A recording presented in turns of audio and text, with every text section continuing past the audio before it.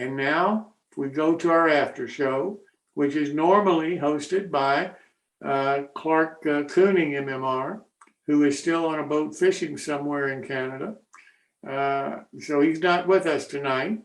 So you're again stuck with me. So I will open it up to anybody who's new, who hasn't been here before, or anybody that's been here before that has anything they'd like to talk about. So the show is open to everybody. I have to tell you what happened to me, Jim. I had a neighbor come over and said, Bob, when you're having sex with your wife, make sure you close the curtains, because everybody in the neighborhood was watching and pointing and laughing. I said, oh, the joke's on them. I wasn't home last night.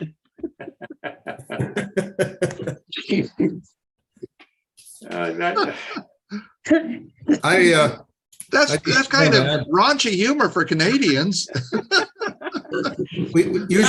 we hide it better. That's all. I showed up late is because I knew Bob would have a joke for us. I just wanted to add, when Bruce Nickerson was giving his presentation, he mentioned a book, and I don't know if you can. Oh yeah, Where Rails Meet the Sea. See, yeah, it is a fantastic book. It covers North America from the Atlantic to the Pacific, from the Great Lakes to the southern ports of the U.S.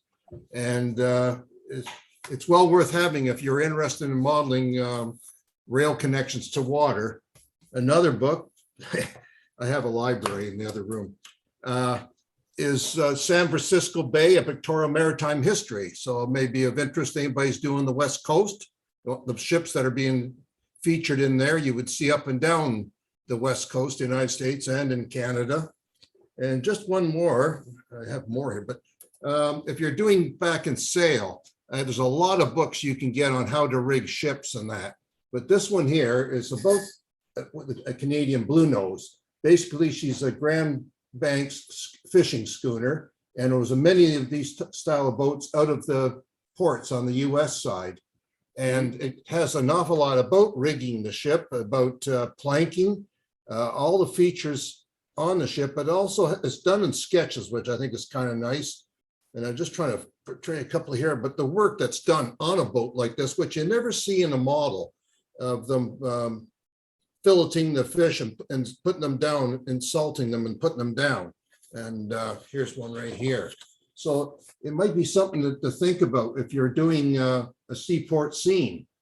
And again, it's repeated when they come in and they're unloading it, and there's an awful lot of barrels being used. So anybody that has a seaport scene in earlier times, or even up into the 50s, barrels was used for carrying all kinds of stuff, from potatoes to grain, flour, nails, bolts, anything you can think of. Because the barrel was so handy for maneuvering around, the big one did.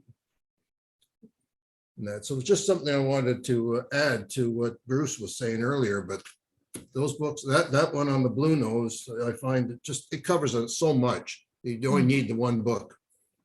Well, I really appreciate you talking about this, because when I asked Bruce to do this, he frankly had some reservations because he's been to some train shows, and in effect, people have come up to him and said, "Why are you here?" Because this is not model railroading, and so we both knew that this was going to be something a little different for everybody.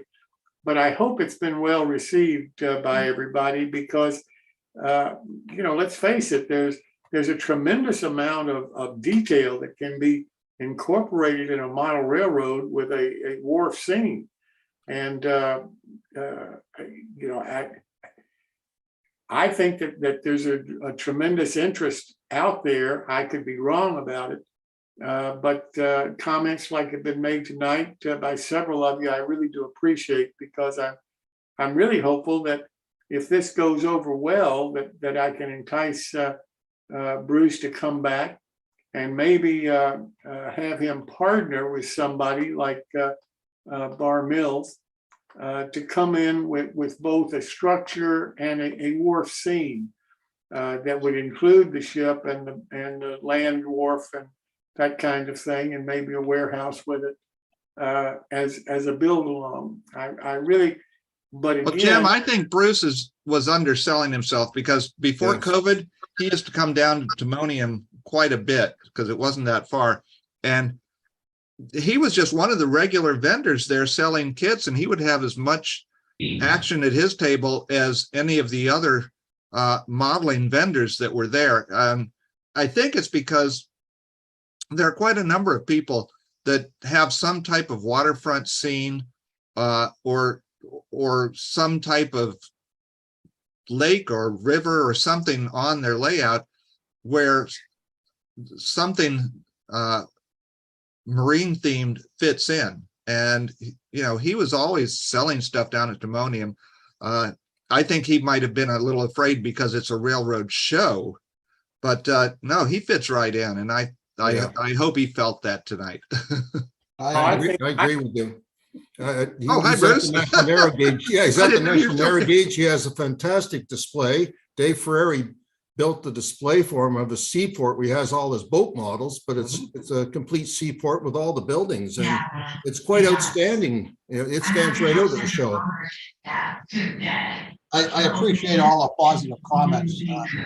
Right. Well, Bruce, once COVID's over, are you going to be visiting Timonium anymore? I think based on listening to you, I'm probably going to have to go down there. Timonium is kind of a drive for us, and Yeah. At $4 a gallon, we'll have to see about it.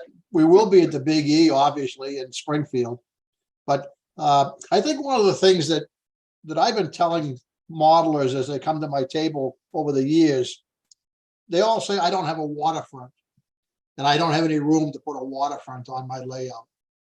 So I just kept hearing that and hearing it, didn't have an answer for them. And finally it dawned on me that you take the boat we were working on tonight, what is that, 1.5 inches wide, maybe 2 inches wide at the most. If somebody was to take and add on to the side of their straight layout, 1.5 inches or 2 inch, and drop it down below the plane of the table and put a watercolor on, just paint it blue, and run it along the side of running track, you could easily incorporate a waterfront on your layout. Very little expense. Now, you can do it expensive, but you can also do it very cheap. I don't know if that's worked, but I've probably told 150 to 200 people that over the years. I think one of the biggest things that people are afraid of in model boating in the railroad industry is, look, the curvatures, the bends, it scares people. And it even scares me when I sit down and work on a real model. You work on stations. There are stations that run across, and you have templates that you move in and you file. And matter of fact, one of the boats that we do, the first boat that we ever made was a sardine carrier. And I went to a fellow named Dynamite Payson in Maine, who since passed away, but he was a model boat builder and wrote 2 or 3 books on model boat building. And I took his drawing of the sardine carrier, which today there are, I think, 10 survived in the country today, I think. And I actually made all the templates, and I sanded that hull on both sides, and then I made a rubber mold from it.